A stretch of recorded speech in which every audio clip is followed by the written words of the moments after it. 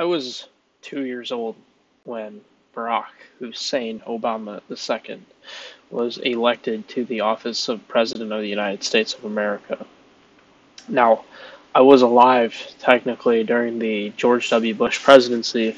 However, I was a toddler, so I don't have any recollection of George Bush being my president. So I consider Barack Obama really to be my first president, which is kind of interesting because a lot of people remember Obama as physically as a black man. He was a different president. He ran on a lot of progressivism, social change, and things like that. But to me, he was the first example of what a president was and, you know, what a president looks like, a black man. So, but I remember distinctly as a child that Barack Obama was a good guy. Just for whatever reason, he was a good guy. It wasn't that bad to talk about him in class. But I remember the day when Donald Trump got elected in fifth grade. I was in fifth grade. Um, and how everybody was just shaken up. They didn't think it would happen. And from then on, it became almost a slur in the sense to talk about Donald Trump as a president, especially in a positive light. You could not talk about Trump in a positive light in any scene whatsoever, which was the complete opposite with Obama, which was interesting because I think Barack Obama was ahead of his time for sure, in the sense where you know his whole campaign was hope and change. Everybody realizes and remembers how monumental that hope poster was and how unique it was for Barack Obama. You do think things about like killing Osama bin Laden, Obamacare, right? All these sort of things that get attached to Obama's name, which are inherently good. Um, but I think the issue was with Obama was I don't think we were ready. I really don't. I think, you know, as the first black man to ascend the highest position in the land, the expectations for him in retrospect were very, very high. But, you know, they wanted, the American people wanted that hope and change that Obama was supposed to bring us. However, his institutions were much of the same.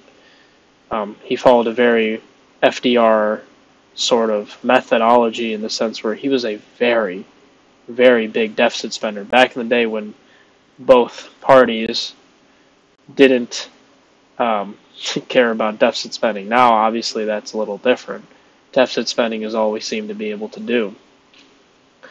But Obama ran on this FDR-like model, and it was just very interesting because, you know, during Obama's tenure, the whole Trayvon Martin, Black Lives Matter was still a movement.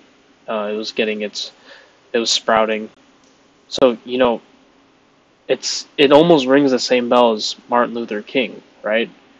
Where we get this very simplified, rudimentary history of Abraham Lincoln freed the slaves and MLK ended racism. It's as simple as that. Now turn your next page to your history book. Go to lunch class now. Go to the cafeteria, whatnot. So I think Obama just serving as a black man, as the first black president, is almost a disservice. It's just so interesting. His institutions were all the same as any Democrat. The bar was set very high, a bar that he set himself. A 40-something-year-old person speaking at the DNC in 2004, just riling every up. There's no blue states, red states, there's the United States. And he paved a way for modern Democrat messaging of, oh, we're the party of unity and whatnot. And that's where I want to jump to my next point where, why is Kamala Harris struggling so much? You'd think that, Donald Trump is just such a terrible candidate, and I'm speaking in the eyes of the Democrats. We've never seen anything like him. He's a threat to democracy, whatever tropes and things they want to put on him. You'd think that Kamala Harris would pull away from the polls. Majority of Americans think that Trump has a better handle on immigration and economy, and I wonder why that is. And I only think that is because Kamala Harris is almost beating the dead horse of what Obama was all about. I saw um, she has a campaign of this idea of like white dudes for Kamala. So you're starting to see this intersectionality in Kamala Harris that is not the real message, I think, of the Obama uh, legacy, where it's all the people of color, all the women, all the suburban people. We're all gonna take these demographics, these minorities, these people who are not represented, and we're all gonna form a coalition, and we're gonna take the presidency, and we're all gonna win. And the evil white man who's straight is gonna pay for it. That's kind of how it feels like. It feels like I have to vote a certain way just because of the color of my skin. When in reality, Obama's platform was never like that. His message never was, vote for me because I'm going to be the first black man. It never was, I'm going to focus only on black issues or something along those lines. But on the flip side, a lot of the black community is still telling me that despite the Obama presidency, yeah, sure, it was cool to get that representation, they don't feel like nothing has changed structurally. So, do I think Obama was ahead of his time, or do I think he conformed to the system?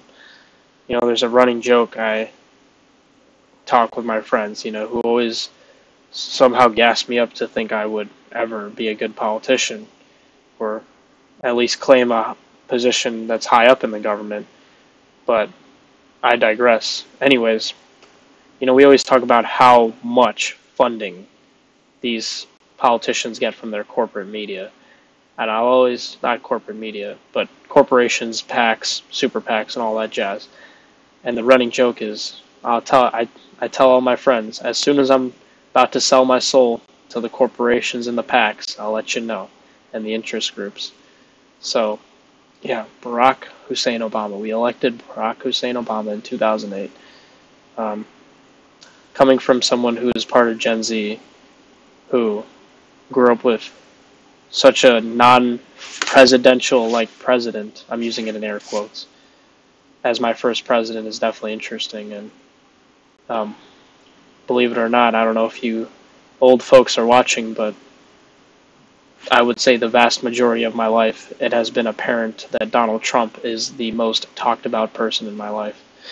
I can't think about a time, ever since I was involved in politics, or thought about politics, or was able to comprehend the idea of politics, Donald Trump was always a figurehead. I'm always wondering of world, what would it be like to not think about Donald Trump for a day? Not that I'm supporting or against Donald Trump, I'm just saying. Anyways, that's going to do it for today. Thank you for watching. I hope you enjoy your day, and I will see you tomorrow.